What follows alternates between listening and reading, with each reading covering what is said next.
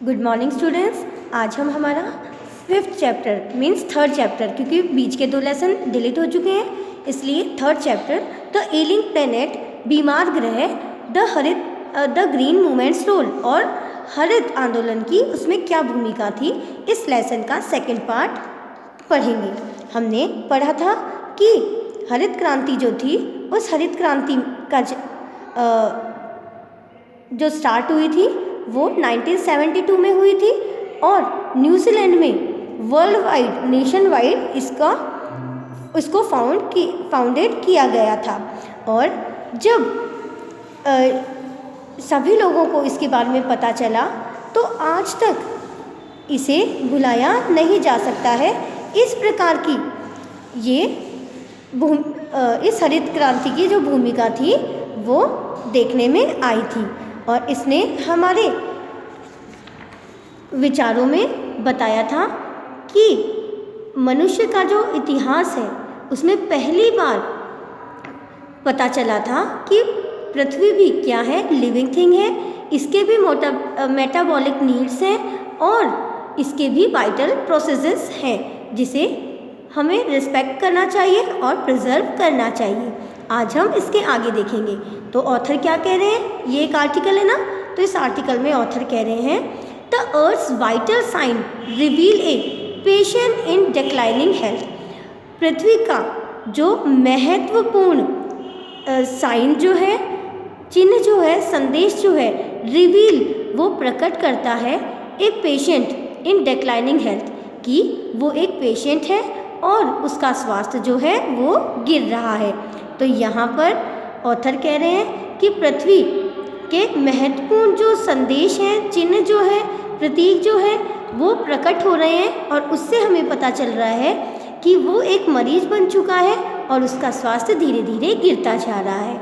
We have begun to realise our ethical obligation. और अब यहाँ पर इन्होंने कहा कि हमें हमारी नैतिक जो कर्तव्य है उसको रियलाइज, महसूस करना शुरू करना होगा। टू बी गुड स्टीवर्ड्स, ताकि हम अच्छे प्रबंधक बन सकें ऑफ द प्लेनेट, हमारे इस ग्रह के, हमारी इस पृथ्वी के अच्छे प्रबंधक बन सकें। एंड रिस्पॉन्सिबल ट्रस्टी, और साथ ही साथ उत्तरदायी ट्रस्टी बने, उत्तरदायी संरक्षक बने of the legacy of future generation, ताकि हम इस पृथ्वी को भविष्य में आने वाली जो जनरेशन है, पीढ़ियां हैं, उसको विरासत के रूप में इसे प्रदान कर सके।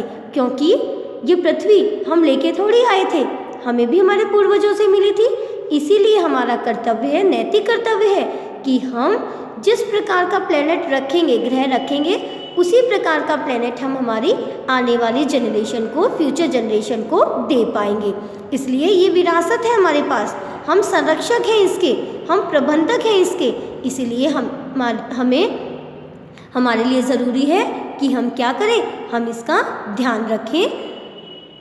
The concept of sustainable development, और एक सतत विकास की जो अवधारणा होती है, was popularized in 1987 by the World Commission on Environment and Development। तो इस विकास की जो अवधारणा थी वो 1987 में world commission on environment and development के द्वारा प्रसिद्ध की गई थी, बताई गई थी। और इन इट्स रिपोर्ट, और इन्होंने अपनी इस रिपोर्ट में इट डिफाइन द आइडिया, यहाँ पर उन्होंने अपने विचारों को परिभाषित करते हुए कहा, development that meets the need of the present. Development, विकास जो होता है वो हमेशा वर्तमान से मिलना चाहता है, मतलब विकास हमेशा वर्तमान में ही हो सकता है।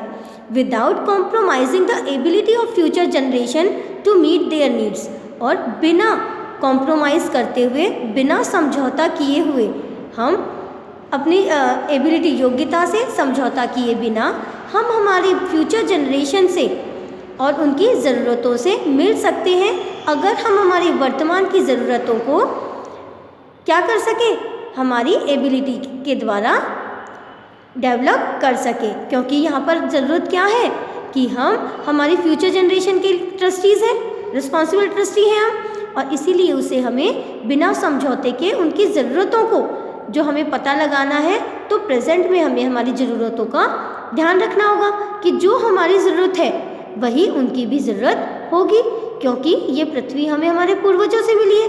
अगर वो गलत करके देते हमें, तो हम यही कहते कि भाई हमें तो ऐसी ही मिली है। इसीलिए जैसा हमारे साथ होता है वैसा हम आगे आने वाली पीढ़ी के साथ नहीं करें, यही यहाँ पर ऑथर कहना चाहते हैं। आगे देखिए, विदाउट स्ट्रीपिंग द नेचुरल वर्ल्ड, और प्राकृतिक जो विश्व है, ये जो हमारा विश्व जो है, इसमें बिना सरकाए ऑफ रिसोर्सेज, इन स्रोतों को, मतलब अब इन स्रोतों को हम बढ़ा तो सकते ही नहीं है ना, स्रोत जो है वही है, तो बिना बढ़ाए फ्यूचर जनरेशन वुड नीड, और हम फ्यूचर जनरेशन की जो ज़रूरतें हैं उसको यहाँ पर क्या करें, बनाए रखें। मतलब हम उन रिसोर्सेज को ख़त्म न करें, ये हमारी रिस्पॉन्सिबिलिटी है। In the zoo at Lusaka, Zambia, Lusaka जो कि जाम्बिया में है, वहाँ के एक चिड़ियाघर में देयर इज़ ए केज, एक पिंजरा है, वेयर द नोटिस रीड, जहाँ पर एक नोटिस, एक रिमार्क लिखा गया है, the world's most dangerous animal, विश्व का सबसे खतरनाक जानवर, इनसाइड द केज, और उस केज के अंदर, उस पिंजरे के अंदर, देयर इज़ नो एनिमल, वहाँ पर कोई भी जानवर नहीं है, बट ए मिरर, केवल और केवल एक दर्पण है, where you see yourself, जहाँ आप अपने आप को देख सकते हैं। Thanks to the effort of a number of agencies in different country, इसके लिए विभिन्न देशों की असंख्य एजेंसियों को धन्यवाद है, क्योंकि उनका ही ये प्रयास था। A new awareness has now dawned upon the most dangerous animal in the world, कि उन्होंने पूरे विश्व को सबसे खतरनाक जानवर से जागरूक करवाया। मतलब उन्होंने ही क्या कहा, इंसान को सबसे खतरनाक जानवर कहा, क्योंकि दर्पण में तो हम ही दिखेंगे ना सामने, तो वही चीज़। अब देखिए आगे इन्होंने क्या कहा, he has realized the wisdom of shifting from a system based on domination to one based on partnership, और यहाँ पर उन्होंने has realized, महसूस किया, the wisdom of shifting, कि हम हमारी बुद्धिमत्ता जो है उसको फैला सकते हैं from a system, एक सिस्टम के सहायता से, based on domination to one based on partnership, जो कि हम एक भागीदारी के रूप में आधार मानकर प्रभुत्व संपन्न, किसी पर प्रभुत्व डालकर, अधिकार करके उसको हम फैला सकते हैं। अब आगे हम देखेंगे नेक्स्ट वीडियो में। अब यहाँ पर आई होप यू अंडरस्टैंड। तो हमने क्या पढ़ा, हमने ये पढ़ा कि हम रिस्पॉन्सिबल ट्रस्टी हैं और हमें हमारी फ्यूचर जनरेशन के लिए इस विरासत को, जो कि पृथ्वी है, उसे रखना होगा, क्योंकि हम ही इस पृथ्वी के सबसे खतरनाक जानवर हैं जो इस पृथ्वी को हानि पहुंचा रहे हैं। Thank you.